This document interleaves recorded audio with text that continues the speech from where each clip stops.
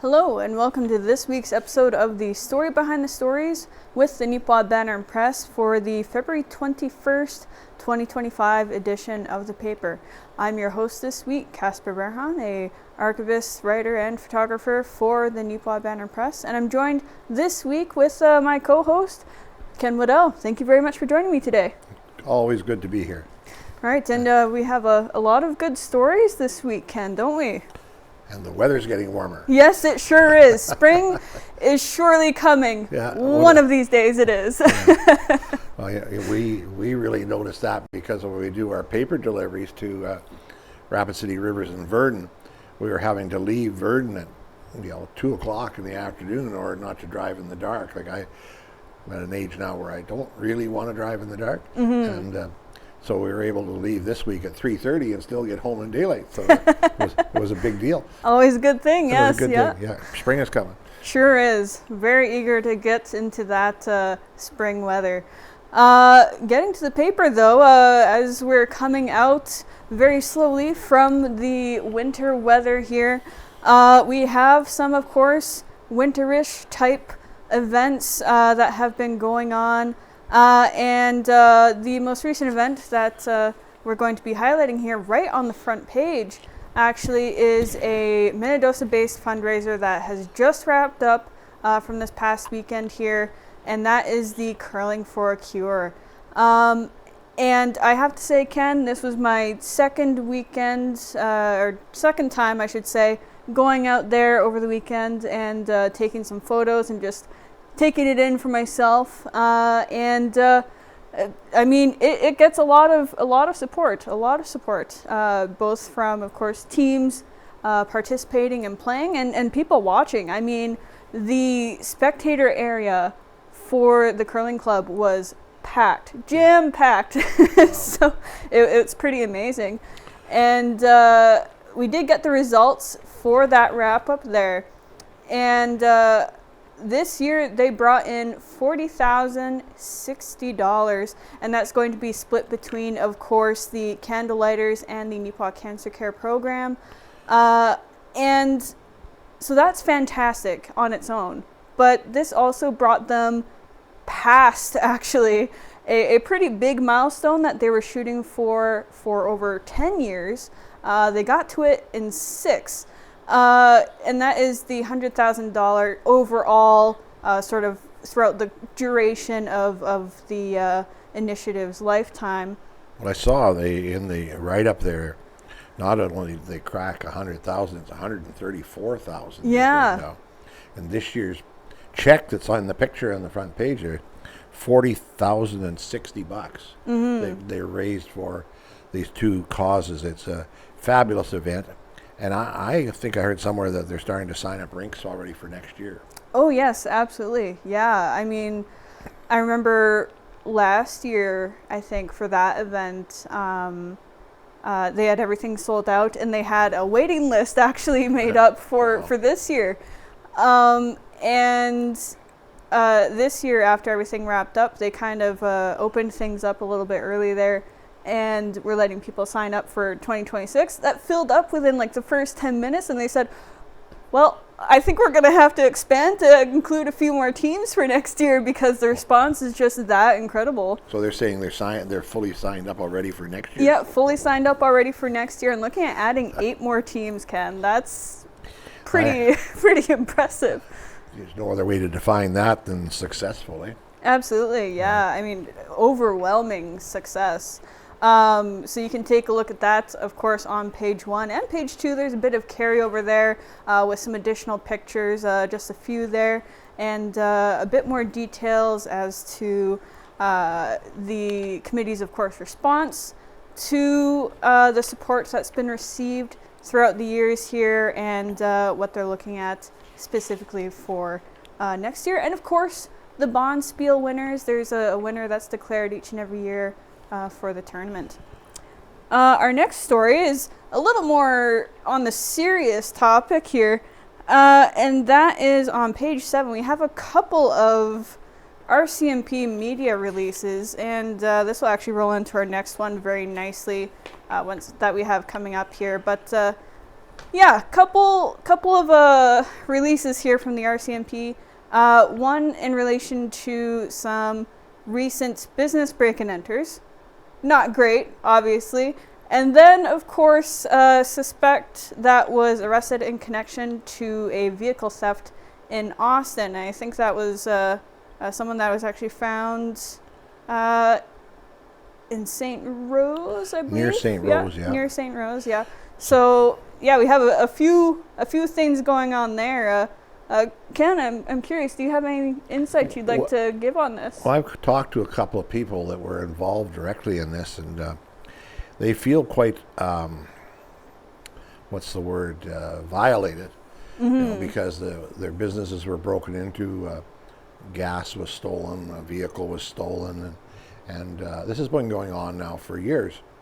And one person phoned us here at the office. I phoned them back on the weekend, and of course, it's one of those situations where you can't put out the person's name because their fear of retribution from the would-be thieves or the actual thieves. And but he said he has a real solid concern, and he wasn't erratic or anything in this way of presenting it. But he says we all have guns, and one of these days somebody's going to blast away, and somebody's going to get hurt or killed. Right. And that's happened before, certainly in at least one instance that happened in Saskatchewan a few years ago. And I know from another place where they actually used a firearm for a warning shot to try and scare people away. The other interesting thing about it is that the one situation, this person can't for the life of him figure out what's the upside, because they're in some cases, the vehicles are just driven for a while and abandoned, and people go and pick them up and bring them home. Yeah. And they may be worse for the wear, but they're not sold. They're not. All they're getting out of it is maybe the thrill of the chase, if that's it, or a ride back home to where they came from. And he doesn't understand why. It's not as if they're stealing tool. Well, that's happening too, but in these cases here, they're not turning into cash, right, to live on or to buy drugs or buy whatever. I just don't understand. I guess from my point of view, what I don't understand is that when business after business after business is looking for workers, there is a lot of good, honest jobs out there for people if they would apply themselves to it, rather than running around the country. And one of the cases, it's not reported directly by the police, but anecdotal evidence is that one of these people, at least one, was so frozen when they found them that they may have to have a foot amputated. Yeah. And that's not, I don't think that's been said by the police or by the health people or whatever, but that's what I'm hearing. But to get that cold that you're risking losing a limb, it's got to be something wrong with their head somewhere, to do this. But I share this fellow's concern that someone is going to get injured or killed by somebody fighting back, and it's going to be hard to find sympathy for the perpetrator if right. that happens. It's going to be darn hard to find sympathy for them. Yeah, it's a good point that you brought up. Actually, something I've kind of thought about myself is that, like, obviously with certain crimes, people will make money off of it or whatever. But regardless of whether or not they do, I always wonder, why do they do this? Like, sure, if there's a money thing behind it, okay, it's still bad, but like you can understand it a little more because they're actually profiting, right? Yeah. But in those cases where it's just, as you said, for example, someone taking a vehicle and driving it for a little bit and then it's just left there. I mean, what was the end goal, right? Yeah. Maybe it is just to make a disturbance or what have you. So, but no, I've always kind of found that kind of interesting a little bit. But it definitely makes people more, I guess, conscious, maybe that's the right word, of their security, and maybe a little wary of how secure maybe they actually are. Because it is a very violating thing to have this stuff happen to you. Yeah, we had not huge items, but two fairly new tools, probably $500 worth of stuff, 2 years ago, stolen from our garage. I don't think it was broken into. I think I forgot to lock it, but whatever. And I'll have to admit, some days I, leave the garage door open because I'm going to be back right away or whatever. But I felt really violated by that, and it was my $500. I mean, and I don't get to use those tools unless I go replace them. It's more important for a lot of farmers because that's what and tradespeople. I heard of a plumbing firm that the guys their trucks were robbed blind right on a construction site in the middle of the night. Right. Because they were inside, but they caught these people on camera. But whether they caught them good enough to actually lay charges, I don't know. Mm-hmm. But a whole plumber's truck full of tools. In that case, they would probably be selling them. Right. Make some money out of it. Hey? But it's a sad thing. It really is, yeah. If people have views on this or want to get a hold of us, you could always phone the Neepawa Banner, 204-476-3401. And if you have a news tip for us or if you want to email us, you can look in the paper. Our emails are there. And send us your views on it. We'd like to hear your views because as we raise more awareness about this thing, hopefully we can do our part towards curbing it. Absolutely, yeah. That would be really nice if that could happen.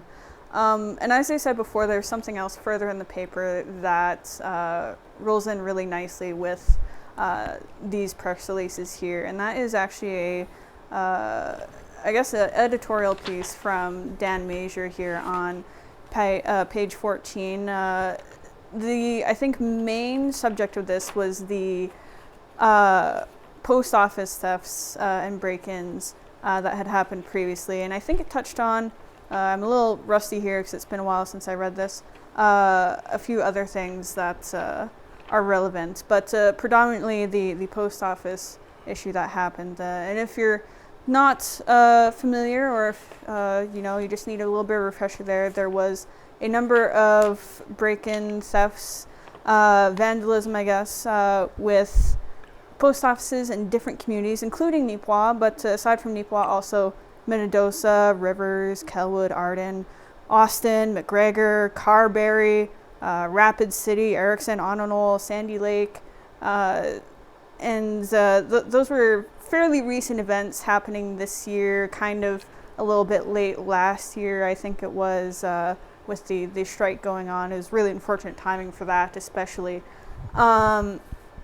And one of the things with that, you talk about surveillance, Ken, and I know that at least some of the post offices targeted, initially I thought some of them had surveillance, but they actually don't. And I know people want surveillance there, but maybe it was denied for XYZ reason by the corporation or whatever. But even without that, talking about violation, worrying about security, this is mail, this is personal information perhaps coming in, and that adds a whole other layer to things, doesn't it? Yeah, I couldn't figure it out, why would you steal mail? Because I don't think anybody hardly ever puts cash in the mail. It used to be that people would send cash in the mail, gifts or to pay for something or whatever. I can't recall in our business the last time we ever had, money for a $40 or $50 subscription in the mail in cash. It's years and years. But then somebody said, well, sometimes this is credit card renewal time. Yes. Maybe they're stealing the credit cards and hoping that they can activate them somehow. So maybe that's it. But what a mess. Like I was in the Neepawa post office and, those they're aluminum boxes, but they're not cast iron or anything. They bend and they break and they have to replace locks and then replace keys. And I know our mailbox was broken into. I don't know if there's anything missing, but it was broken into, and there was, you can hardly get it shut or open again because it's been twisted, and it's, you have Right. to tug on it to get the thing open. So it's just an annoying thing, and my reaction is it's probably good that these people, how many are there? Look, I mean, is it 1, 2 people doing all these, just going from town to town? I don't know. But if I'd met them in the doorway with a baseball bat, one of us would have been in a very sorry shape when we were done. I mean, come on, it just doesn't make sense. Yeah, it's really baffling and, upsetting, I guess, to say the least. Yeah. And I don't know if there's like any sort of upgrades, so to speak, that could be made to the boxes to make them more secure. I mean, maybe more heavy-duty locks or something. I don't know, but if each of these places could at least have surveillance in them, I think that would be a good step in at least hopefully catching the people doing it, and hopefully adding a bit of a deterrent, because there'd be surveillance on site. Well, I suspect Canada Post isn't putting surveillance cameras in there because one, Canada Post doesn't change quickly on anything. They're also broke, and if it hadn't been for, what was it, $1.5 billion or something that the federal government loaned to them about a month ago, they were going to be out of money by the 1st of May. Wouldn't be able to meet payroll. I suspect it's a cost thing, because whatever, it's a government agency too, it probably costs 3 times what a private individual would pay for this stuff, just the way it is. But like I say, we were shocked here at the office that no security cameras in the post office. Yeah. And yeah, with the circling back a little bit to like the checks and all that, I know some people still get, like myself, I guess, for example, I still get the odd check in the mail here and there, and so obviously stuff like that would be at risk, or just personal information itself. Yeah. But with the checks, theoretically they shouldn't get past a system unless it's like with a signature on the back there saying, yeah, someone else can cash this. But if it's not going to a teller, or maybe a teller doesn't question it, I assume that they would. But if it's just like online, for example, yeah, I can see the possibility of a check clearing without that signature and no questions being raised about it. So that could go through. And then with like the credit cards, as you mentioned there, with renewals and all that, I know that at least with the one that I have, you have to make a purchase in order to activate it. So I don't know if that could use tap. I never tried it with the tap to activate a card. I always put it in and do the PIN. I assume that's what you have to do, but I don't know if it works with tap. And if it does work with tap, that's really dangerous, because with the tap, I'm sure you know this, you don't need to put in a PIN. It just clears. Yeah. So that's pretty sketchy. I mean, I don't know if any banks anymore have it so that you have to call in to activate it. I know that's how it was before, but... Well, they're trying to streamline everything, and I had a funny little thing happen. It's only barely related, but you talk about phoning in and whatever. I had to phone the company 6 times this morning to get through, because their automatic system, press this button for whatever, enter this extension, 6 times before it worked. And, right. And I know for a fact it wasn't my fat fingers. It just, they finally gave up, and they gave me another number to another person in the company, gave me another number, and I was able to get through. Right. 6 calls. Not great. I don't trust electronics all that much. We use them every day, but I don't trust them. Yeah. Can't depend on them. Some automation can maybe be good for certain things, but yeah, I don't know.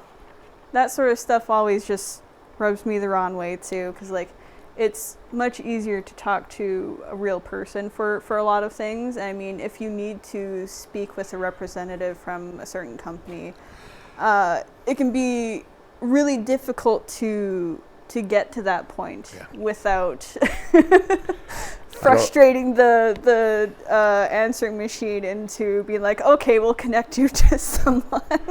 Well, I don't know how many times you've heard me say it. People around this office heard me say, pick up the damn phone. Yep. All right, we have some more things to cover here, so we best get moving along.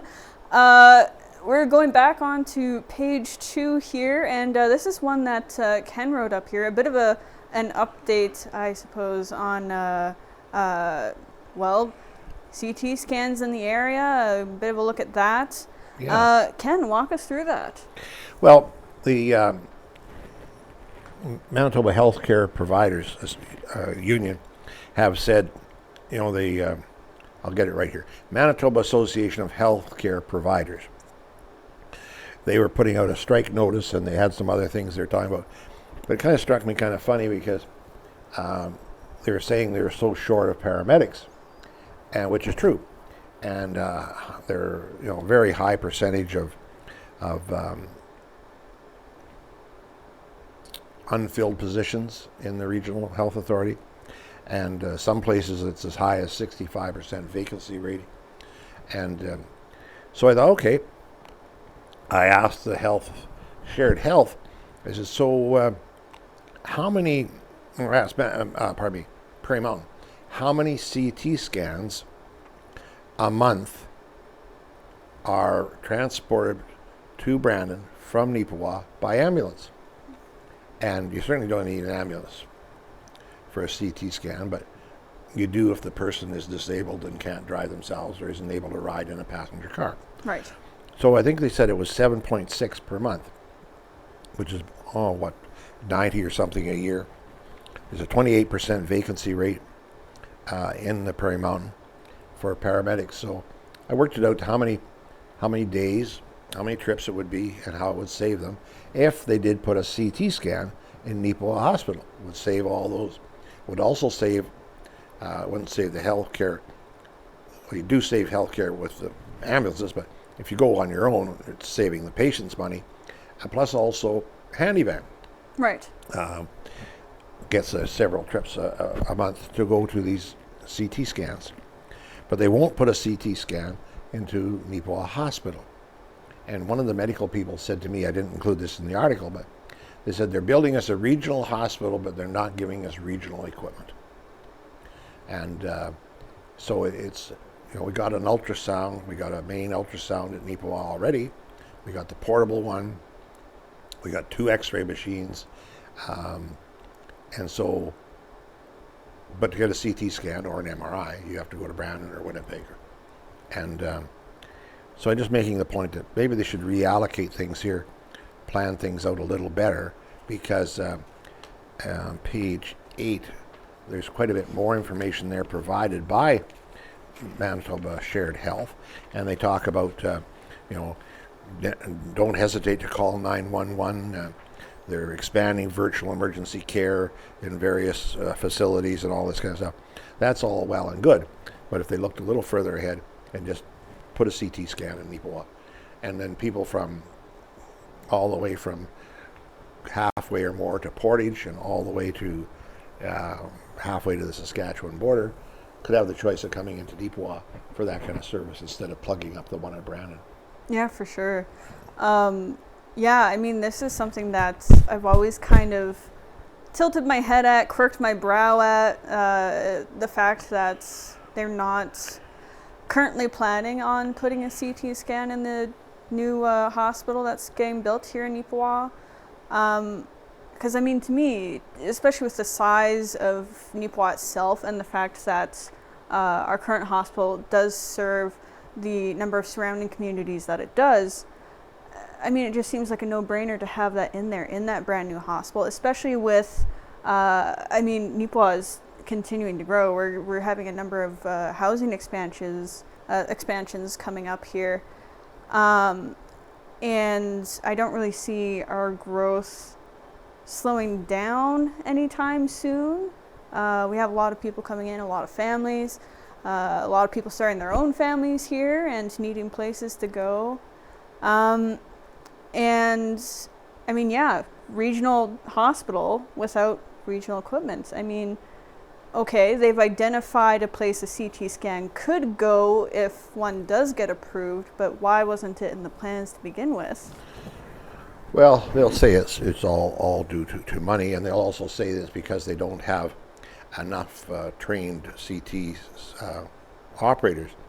They don't have enough nurses. They don't have enough doctors, and they have to face the fact with any of them, but the doctors especially. I think they train 70 doctors a year in Manitoba. Well, I imagine we lose more than 70 a year. Right. Retirement's moving away to somewhere else, whatever, and it's a mathematical problem. How many doctors do you need? How many doctors have you got? Subtract one from the other. That's how many you have to train, and to train a doctor is 7 years. So we're going to be in worse trouble 7 years from now unless we immediately increase the number of doctor training units. Right. And another one is there are, and I've never done the research on it myself, I think somebody else has, but there is apparently a lot of people who have moved into Canada, moved into Manitoba from other countries, who are heavily trained towards being a doctor or a nurse for that matter, and they can't pass the requirements here. Sometimes it's language, sometimes it's level of training, sometimes I think it's just stupid regulations. And I think that has to be. And politicians, when they're campaigning, oh, well, we're going to remove the bureaucracy. Yeah, right. They don't. Right. And it's very, very frustrating. You tell I'm getting really old because I'm getting more frustrated every day. Why don't they do something about this? But anyway, no, I thought it was an interesting thing that I was able to write about, and I'll continue to do some of those things. If people have thoughts on that, I'd like to hear it. I know I've had lots of people express their concerns about the CT scan or the lack of a CT scan. There's room for it. Mm-hmm. There's a room there for it. But there's also room for 17 doctors, and we're nowhere near 17 doctors in the community yet either. Right. Yeah. Okay, I know we have a couple more things to touch on here, but I will add one more thing to this really quickly before we get going and have to wrap up here. But this also plays into the factor of, I know that waiting times, for example, and accessibility to different aspects of healthcare is also a long-standing issue. And would Neepawa having a CT scan solve all of that? No, but I think it would help. So I really hope that they earnestly reconsider, and it would be a big benefit to many people if we could have that added in here. Okay, moving on really quickly, we'll spend a quick minute on this next one here. There was a few appearances for PC leadership candidates visiting the region here, and that was Abi Khan and who was Wally the other Doddridge. guy? Wally Doddridge, yeah.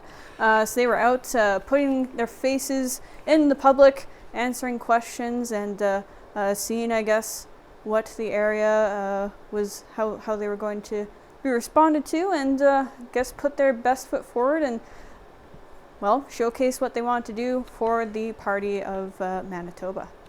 Well, in the region here, the Abi Khan was at Minnedosa, and then the following week, this current week, Wally Doddridge was here in Neepawa, and very small attendance at these meetings. Like there hasn't been a lot of excitement generated over this thing, and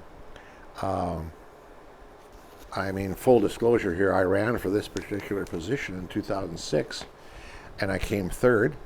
But I know that we had some very large meetings, and I think in that time frame there was over 10,000 votes cast, and I can't see there being 10,000 votes this time around. Right. Anyway. Okay, we are running up short here, so I just want to give a quick shout out. Page 9, we have a new exhibit by Shannon Desjardins, a Neepawa artist at Arts Forward. Please give that a look. She had a unique perspective on her artwork there, The Joy of Living. So definitely take a look at that and all the other stories. We didn't have time for covering on this episode of The Story Behind the Stories. Thank you very much for joining us this week, and we look forward to seeing you again next week. Thanks, and have a good week.